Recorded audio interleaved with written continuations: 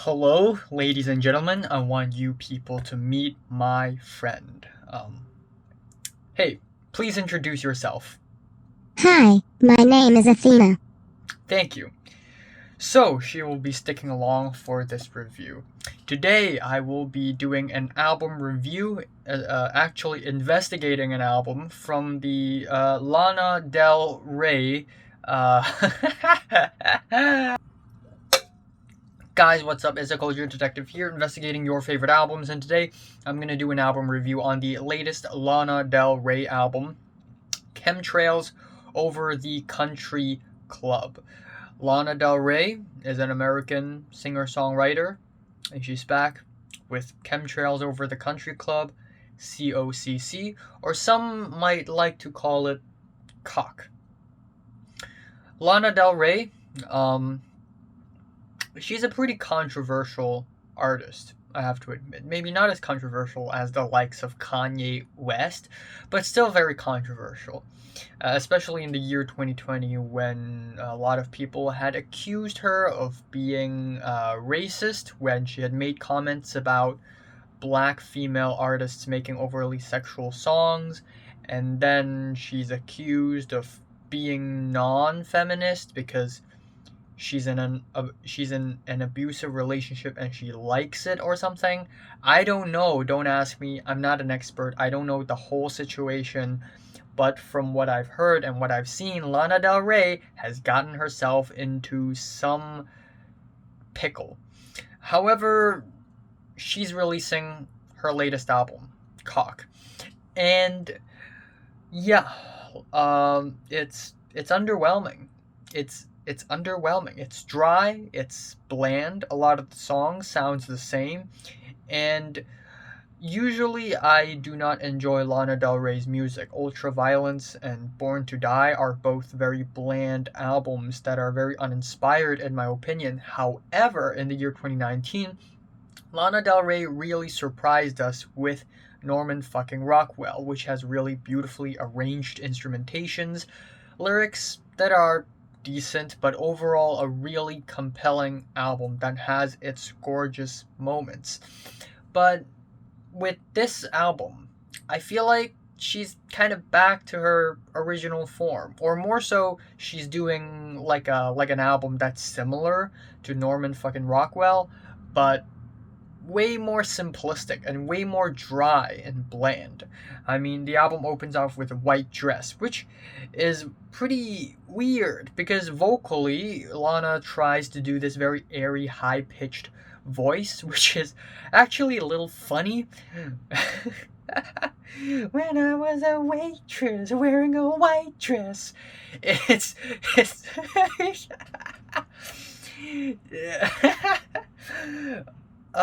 it is a pretty stripped back piano ballad, and while I like that she's trying something different vocally, it ultimately didn't pay off all that much because it's just doesn't have any change and progression at all, and the next three tracks are just as bland and boring, unfortunately. I mean, it's just my opinion, you know, but come on, come on.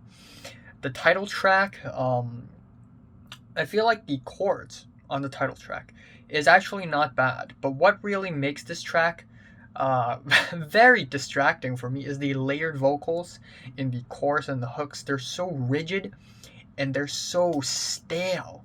It just ruins the song for me. This track, Tulsa Jesus Freak, is a very bland ballad. We get these soft organic beats that reminds me a lot of, like, I don't know, the last two albums Taylor Swift had made, and I know a lot of people compare like Lana Del Rey to Taylor Swift. You know, stop the comparison, blah. But the beat on this track, just reminds me of that. The fourth track is "Let Me Love You Like a Woman," and it has these reverby effects, and that's pretty much the only thing going for this track. I mean, other than that, it's just a really bland track with lyrics again about nostalgic longing, hopeless romance, you know, the usual Lana Del Rey esques. The track Wild at Heart instrumentally is also really simple, but I actually like this track a little bit more than some others because it has some nice swaying guitar grooves that are very 60s, 70s vintage nostalgia. And while sure this track is really skeletal, I feel like this is one of the tracks that really give into that Americana flavor and style, which I'm not particularly familiar with, nor do I relate to at all because I'm not American. But it's a style in and of itself. The track Dark But Just a Game is easily my favorite song. The track Dark But Just a Game is easily one of my favorite songs on the entire album. We have nice nostalgic chords that are descending in a really beautiful way.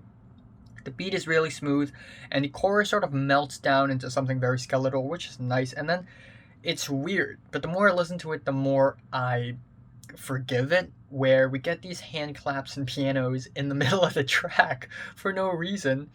But I guess lyrically, this track really stands out because Lana Del Rey sort of comments on fame and how this lifestyle of being famous is actually not good and it's making her feel very jaded.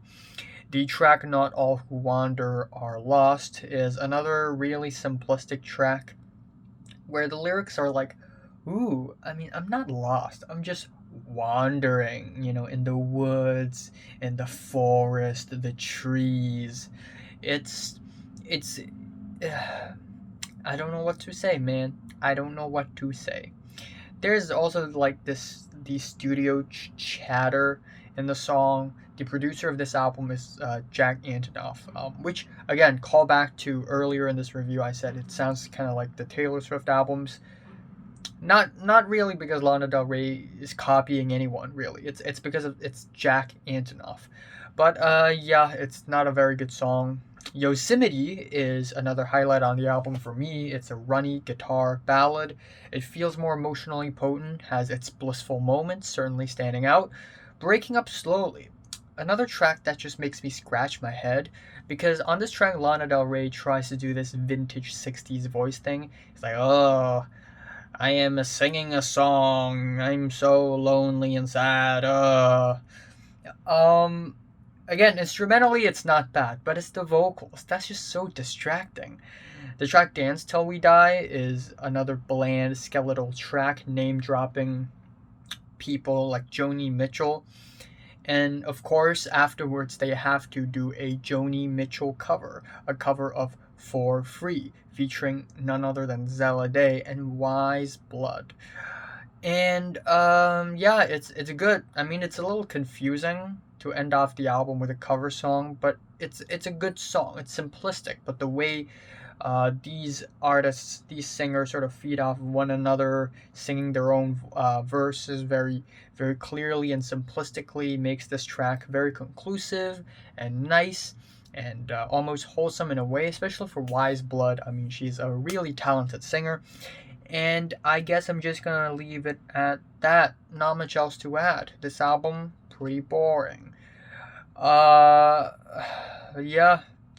I mean, there are some highlights on the album, but I think overall it's just kind of underwhelming. And the vocals isn't really all that great or anything as well. My favorite song here is Dark But Just a Game. My least favorite here is Not All Who Wander Are Lost. Actually, the title track. I'm giving Lana Del Rey's Chemtrails Over the Country Club a strong 4 to a light 5 out of 10. Actually, decent 5. Decent 5. Let's be generous. I'm feeling generous. I'm feeling like a kind man. So, if you're listening to this album for under 10 minutes, like and subscribe if you want more, and thanks for watching. I will review Justin Bieber's Justice tomorrow. Probably. Actually, you know what? No, 2 days later. I'm going to review that 2 days later. Tomorrow, I'm going to do a movie review.